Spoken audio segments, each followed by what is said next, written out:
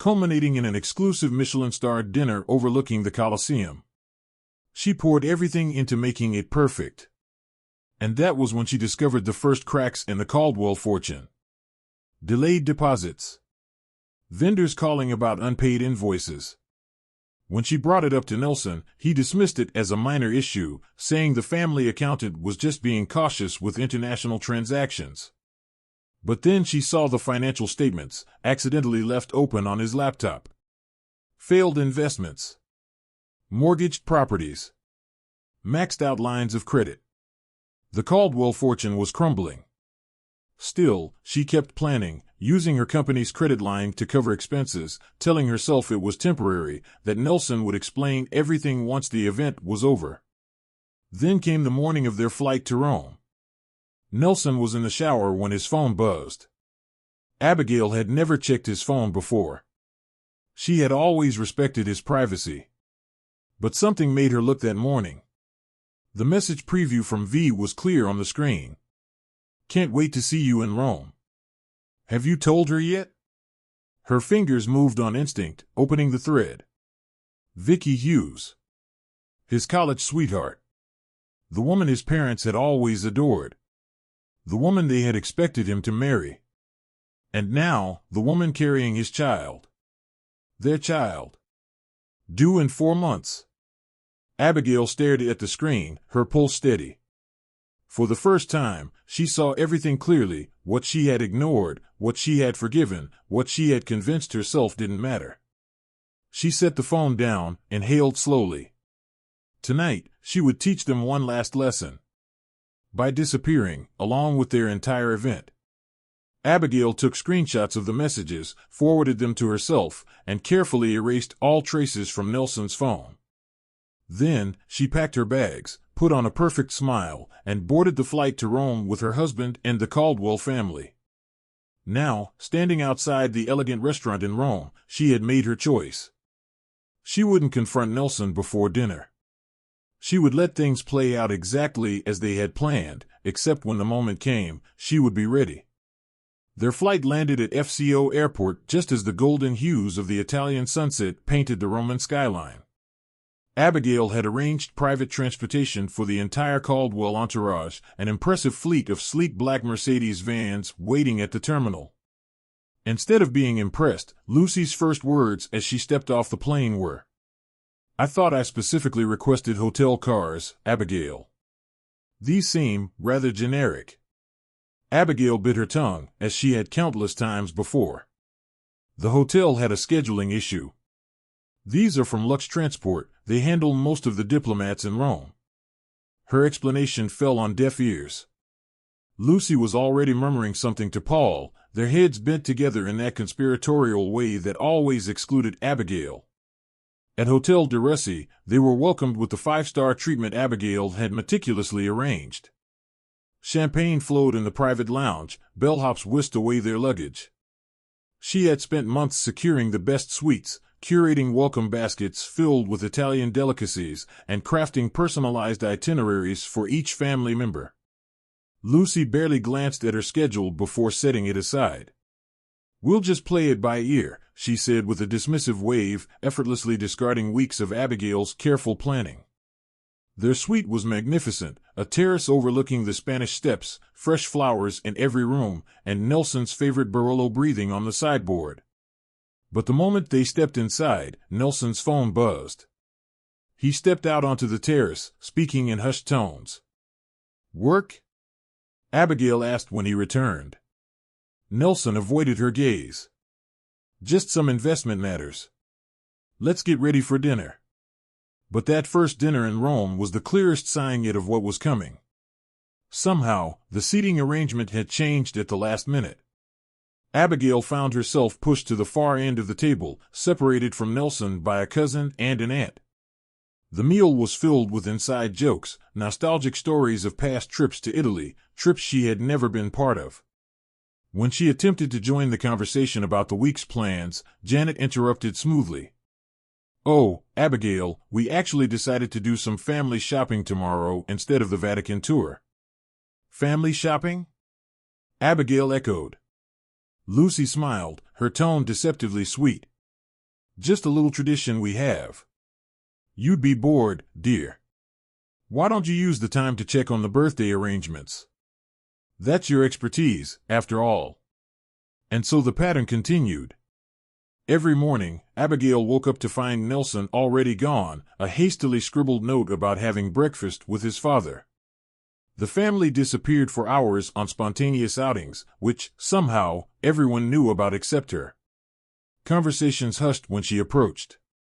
Dinner reservations mysteriously changed to accommodate old friends who looked at her with thinly veiled curiosity, as if assessing how well she was handling what was coming. On the third morning, opportunity struck. Nelson rushed out to meet his brother, leaving his briefcase unlocked. Abigail didn't hesitate. Inside, she found the confirmation of what she had suspected all along. Draft separation papers. Dated 2 months ago. A proposed settlement, a pitiful fraction of what she was entitled to. And worst of all, a script, a meticulously crafted statement detailing exactly how Nelson would announce their divorce at his mother's birthday dinner. A carefully staged performance of a mutual decision designed to ensure maximum public decorum and minimal embarrassment for the Caldwells. Lucy's birthday wasn't just a celebration. It was Abigail's funeral as a Caldwell. But instead of confronting Nelson, Abigail channeled her rage into cold, calculated precision. She photographed everything. Each day, she found reasons to return to their suite alone, digging deeper. Bank statements showing large offshore transfers. Email printouts detailing asset liquidation before the news became public. And finally, a handwritten note from Lucy to Nelson. Once this unpleasantness with Abigail is behind us, Vicky will be welcomed back properly. Still, Abigail smiled. Still, she made the arrangements. She confirmed floral deliveries, met with the restaurant manager, reviewed the custom menu cards. And all the while, she built her arsenal. On the morning of Lucy's birthday, she overheard the final piece of their plan. From the hotel's business center, she caught Lucy's unmistakable voice at the concierge desk. The dividing wall was thin. There will be 12 seats, not 13. A pause. I don't care what the original reservation says. The seating chart I sent is final. Yes, that won't be a problem. This has been discussed with my son. His wife will not be staying for dinner. A family matter. You understand, no need for questions when she leaves. Abigail's blood ran cold. The missing seat wasn't an oversight. It was the centerpiece of their plan. They hadn't needed to ask her to leave if her place had never been set in the first place. She closed her laptop, gathered her documents, and walked to the elevator with steady steps. If the Caldwells wanted a memorable birthday dinner, she would make sure it was unforgettable, just not in the way they had planned. She arrived at the restaurant an hour before the others, just as any good event planner would. The rooftop venue overlooked the Coliseum, bathed in golden light as the sun set. Every detail was flawless, the hand-calligraphed place cards, the delicate arrangements of Lucy's favorite white peonies and roses, the champagne chilling, the 7-course tasting menu confirmed. Is everything to your satisfaction, Signora Caldwell? Marco, the maitre d', asked. Abigail smiled. Perfect. Because she knew this would be the last event she ever planned for the Caldwells. She returned to the hotel and changed into the midnight blue Valentino gown she had purchased for this very night. As she applied her makeup with steady hands, she studied her reflection. 5 years of trying to belong in a world that never wanted her had taken its toll. But instead of breaking her, it had hardened her resolve. The Caldwell family gathered in the lobby, waiting for their cars. Lucy, resplendent in vintage Chanel, her diamond necklace glittering under the hotel lights. Nelson's gaze flickered over Abigail as she approached, perhaps recalling why he had once wanted her. Or perhaps calculating how soon he could be rid of her. Abigail, darling, you look lovely, Lucy said, air-kissing near her cheek. We're just waiting for the cars. The drive to the restaurant was short, filled with artificial chatter.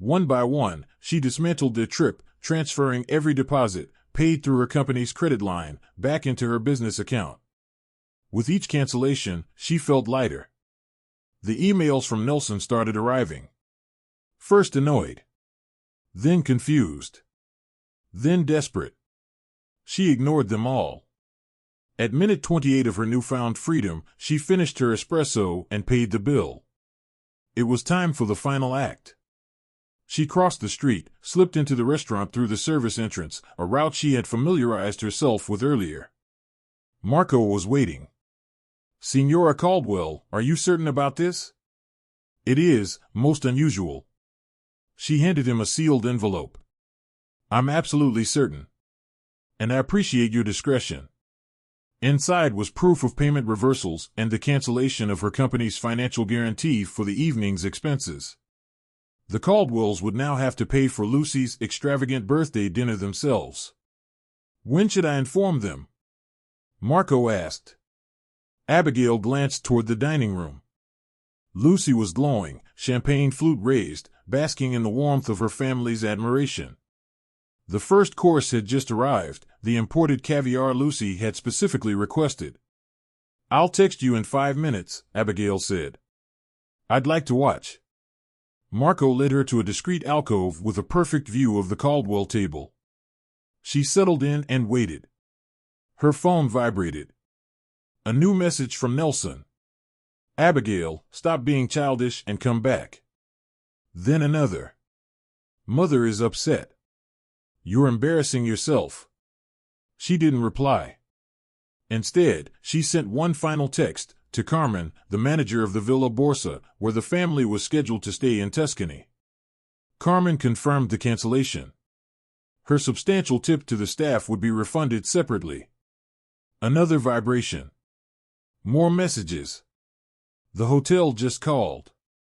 Our reservation for tomorrow night is canceled. What are you doing? Abigail, this is ridiculous. Call me immediately. This is not funny. Fix this. Now." She smirked. And then, she sent the final text. To Marco. "You may proceed." From her vantage point, she watched as Marco approached the table, flanked by 2 staff members. He leaned down, speaking quietly to Paul. At first, no one paid attention. The Caldwells weren't used to being interrupted. But then Paul's expression shifted from polite confusion to alarm. He pulled out his wallet. Spoke more animatedly. Marco shook his head, showing Paul something on his tablet. The table stilled. Lucy set down her fork, her regal composure fracturing. Nelson's phone vibrated. He glanced at the screen. "Read her final message. All deposits have been returned to my company account. All arrangements for the week canceled. Your family's financial issues are about to become very public. Enjoy your caviar." Paul stood, face flushed with anger or embarrassment. Lucy clutched her diamond necklace, as if bracing for impact. Janet whispered furiously to her husband. Stephen pulled out his phone, trying to verify the disaster unfolding in real time. And Nelson. Nelson sat frozen. Drained of color. Because unlike the others, he understood the full implications. He knew what she had discovered. The offshore accounts. The hidden assets. The financial collapse. Her phone rang. "Nelson." She answered. His voice was a low, panicked hiss. "Abigail, what the hell do you think you're doing?" She smiled. "Seems I'm not family. You need to fix this. Now." "Oh, I know exactly what I'm doing." That was the point. A sharp intake of breath. Fear. "Where are you?" Desperation now. "We need to talk. I can explain about Vicky. About everything. I'm sure you can. The problem is, I've seen the financial statements, Nelson. I've seen the emails. I know the Caldwell empire is crumbling. And I know you've been hiding assets offshore before filing for divorce.